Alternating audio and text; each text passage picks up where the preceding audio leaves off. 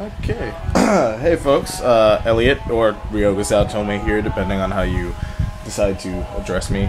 So I don't normally do this kind of thing, but I'm going to do an unboxing today of a very special game. Some of you may have heard of it. It's called Ni no Kuni, and it's by Level 5, Reberu 5, and the animation is produced by Studio Ghibli. Level 5 is a studio that is responsible for the Professor Layton series, the past two Dragon Quest games, what the hell was it?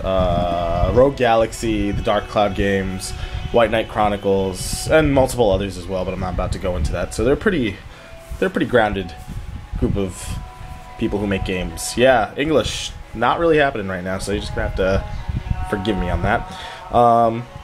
So I've been looking forward to this for a couple of years now. When I lived in Japan during my junior year of college, actually, I had just announced the game. I still have the magazine that has the big press announcement about the fact that, Ghibli's working on a video game. Oh my god. But, much to my surprise, the standard edition of the game is huge! Look at this thing. It's massive. Alright, so why exactly is it so massive? Let's investigate. You'll have to forgive me for the shoddy camera work because I'm trying to work with one hand here. Okay, and trying not to destroy this beautiful box. As you can see, by the way, we have a wonderful piece of Ghibli artwork on the cover. It's very, I don't know, it's very clean. And for me, aesthetics are really important. And so it's always nice to have a cover or cover artwork that isn't oppressive, I guess? I don't know, I'm looking for words here, I'm kind of failing. Either way, let's open this goddamn thing, right? Okay. You get a little bit of a crotch there. There we go. Okay. Plastic. Goodbye, plastic. And apparently this is Wi-Fi functionality. I'm not exactly sure for what yet, but I guess that's part of the joy of finding... Ooh, that's kind of cool. Check that out. Instead of just tearing it off. Oh, dear God. And yes, some of you may pick up on the fact that that is, in fact, Chrono Trigger music in the background. My favorite game of all time. And it's the Vocaloid Kaito singing random themes from said game. Okay, so this is the Ni no Kuni box. Ooh, apparently that's a world map on the back. Nice detail. I love the gold lining. The black box is just, it's very classy. Alright. Normally this doesn't really factor into game purchases, but this isn't really a normal game. And the first thing we're greeted with is not the game, but in fact the spell book that comes with it. Let's take a look at this beautiful, beautiful thing. Actually, first let's put this to the side. Alright, what else do we have here? Okay, we have here Michibiki no Shiori. Okay. Oh, this is very interesting. It's kind of like it's a glossary, basically, of different things in the pages that you can refer to in said magic book. Okay, let's see. Magic Master, Chui. Warning. And then the game proper in its actual case. Now, this is also a very charming case. I like the white on the right. Again, it's very easy on the eyes. You have the main character in the center with his companion, and some really nice, really lush, colorful artwork going on. Okay. On the back, just like on the other box, you have the cast list, because this is the sort of game that actually warrants, introducing the cast. That's the sort of cinematic approach they're going for. The big white text basically says, a dream staff, like a game, an awesome fantasy RPG from a dream staff. Yeah, so I'm not going to touch this for a little bit. I'll take a look at this book.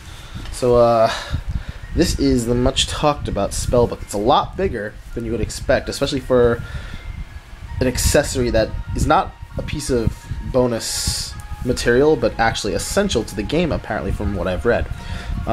In what might be one of the neatest forms of anti-piracy I've ever heard of. The game frequently refers you to the book for magic and decoding the fictional language that's present in the game, apparently. Again, I haven't played this yet, so I'm really just speaking from what I've read. But if that's actually the case, I think that's really cool. And for people who don't buy games very often, it's really, I don't know, it's definitely the thing that can push you over the edge to want to actually pick it up. Plus, the book just it looks so nice. Of course, you know, the plastic is gonna give me an inevitably hard time, but whatever. I got all night. Okay, so we are opening the plastic. Ooh, that is very nice. The texture it's very smooth. It does not feel cheap. It's kind of a wonder how they kept the price at around 5,500 yen for a huge game like this that comes with a book like this. I'm gonna assume the text on the front is the fictional language. Let's look at the spine. Check that out. Check out that gold lining. That's beautiful. This is the sort of thing that you wouldn't be embarrassed to leave on your coffee table. It's just, I don't know. The whole set is screaming classy to me. These are, in fact, plated rims. They're not real metal, but still, it gives off a nice effect. Again, the markings on the book are slightly raised, so it feels nice in the hands. You have some really nice artwork going on the back here. Again, it's a class act. So let's open this guy up, okay? Alright. Again, this is all textured, so it feels great. The quality of the paper so far is really nice. So check this out. And I have no clue what the hell's going on here, but still. You know, a message. 二つの世界を旅する者よ、魔法の道を極めんのとする者よ。I'll read it later. Okay. Whoa, okay. Again, I would expect to pay like an extra 2,000, 3,000 yen for something like this, and it wouldn't even be this nice. Again, a language that I can't read because it's not English or Japanese. Our table of contents, complete with really nice images. Chapter 1. Look at this. Look at this madness. I could spend forever just looking at this book and I probably wouldn't even get to the game. What? Oh my god. Why is this so nice? So I'm obviously not gonna go through this whole book right now. But as you can see, this is nicer than probably a majority of strategy guides you've ever touched, except for maybe the working designs ones from way back in the day. But those were definitely the exception and not the rule. More awesomeness. Check this out. We have the spell insignias that I guess you have to write. Yeah. So this is it's a class act all around. I'm really excited to start playing this. Maybe start writing a little bit on it too. And yeah. Obviously, if you don't have some knowledge of the Japanese language, I would recommend against importing. But I mean, that's just sort of a standard cautionary statement, I guess. This will eventually be localized, no doubt, as a level 5 game with Ghibli's backing. But if you really can't wait, I would recommend this just in case the American or Western copies don't get the class act treatment that this did. I'm sure they'll come with some form of the book. I'm not sure they'll be quite as nice as the books that came with these, though.